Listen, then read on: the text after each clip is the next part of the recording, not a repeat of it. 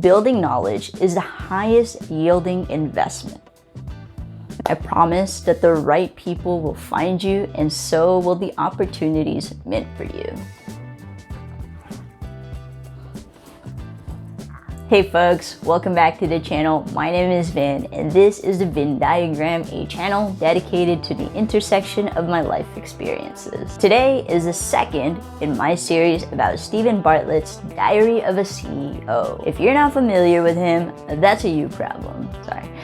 So aggressive sometimes. Steven Bartlett is a businessman, and you might have heard of him from his podcast, The Diary of a CEO. That's where I heard of him.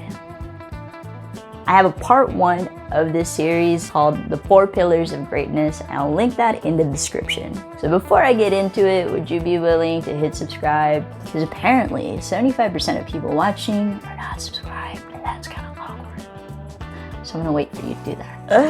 This video is about the 5 buckets of water that we're gonna be drinking. Essentially, it is what exactly are you capable of? Bucket number 1 is what you know or knowledge. Steven points out that in most cases, everyone starts from only bucket 1 and moves to bucket 5. There are exceptions to this rule, such as advantages that wealthy people have. Access to a $1 million loan. My dad's a director. But let's assume you're an average person like me. Then, Bucket number 1 is where you begin. Building knowledge is the highest yielding investment. It will transfer to the other skills over time. Knowledge is the foundation for your future. It's true, but how do you do that? You can go to school, take classes, but in this particular modern age, I think it's so much more important to cultivate curiosity. Did someone say something that caught your interest in a conversation recently? Look it up, do some more research. Has a friend expressed interest in a particular topic? You should probably learn more about it so that you two can talk about it more and deepen that friendship. You can read books. I use the Libby app, and it's free and connects to local libraries. You can watch YouTube videos like mine, especially when you subscribe.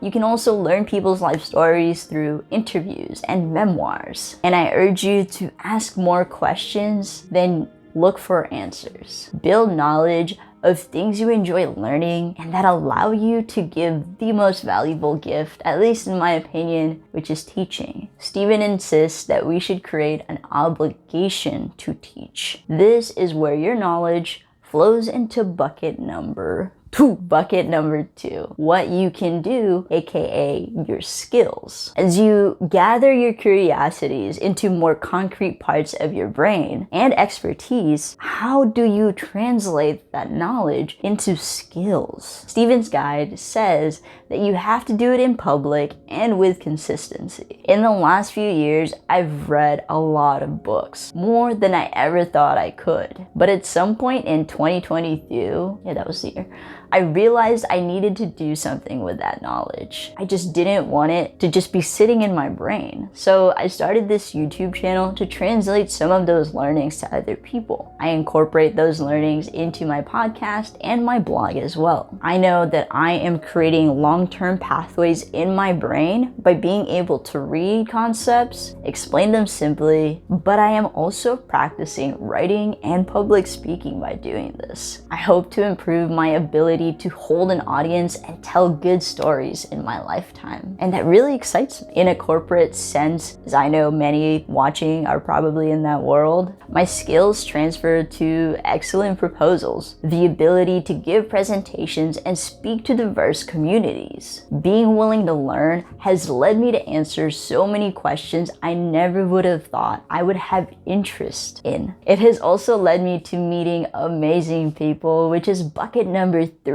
Bucket number 3 is who you know or your network. It is without question that who is around you has a direct impact on who you are. If you have many interests like me, it means that you have friends that come from many walks of life. I have generally until your mid-20s, you only have your college and your high school friends. And every relationship thereafter takes more time to develop and maintain as you don't have the same volume of opportunities ways to see each other. Recently, I have been trying to meet more creatives that I can commiserate on my creative woes with. So if you're a creator of anything, really, leave a comment, because I need more creative friends.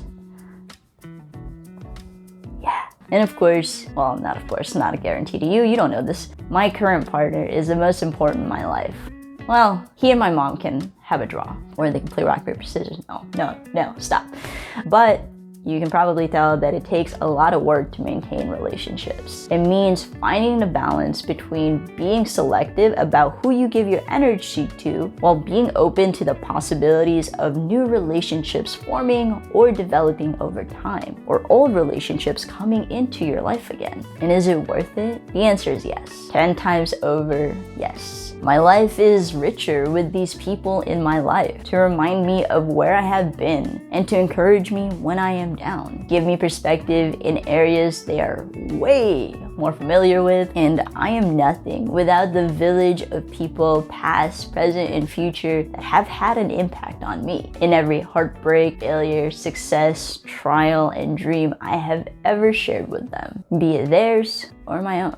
Man, that's really simpy. Sappy? It's sappy. Bucket number 4. So what you have or your resources. Resources can take many forms. Friends are a social resource, a form of support, community, and extensive knowledge. Mentors fall in the realm of expertise your friends haven't attained yet because they are not that far along in life. There's money, obviously. Skills, we covered that. Knowledge, covered that too. And of course, materials can also be resources. House, car, comic collections, whatever have you. What you have grants you access, but I want you to remember that it's not just money. You can build wealth in so many more ways than you realize. And your experiences are also a form of wealth and knowledge. Wherever you are in life, you have more value in yourself than you realize. People are always striving for a paycheck, fancy car, and other material metrics of wealth. But your greatest assets from this list, I guarantee, are the first 3 buckets that we covered already. I would say that this next and last bucket doesn't matter,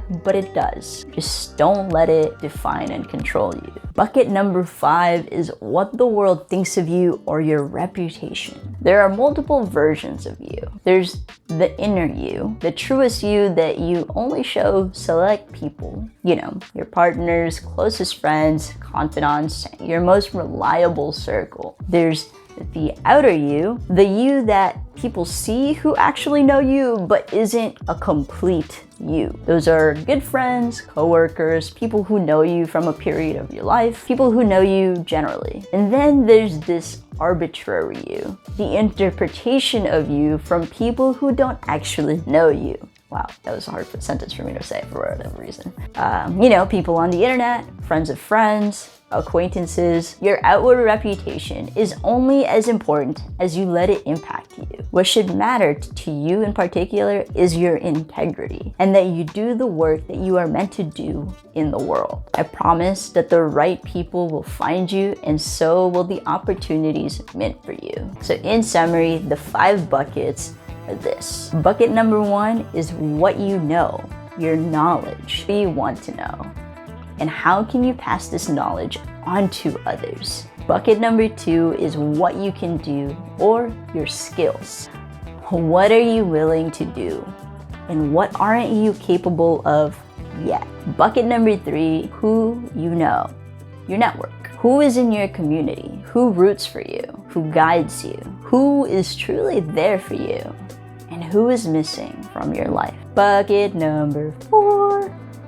What you have or your resources. What resources do you have? What resources do you want? And what will you do to get them? Bucket number 5, what the world thinks of you or your reputation. Who cares?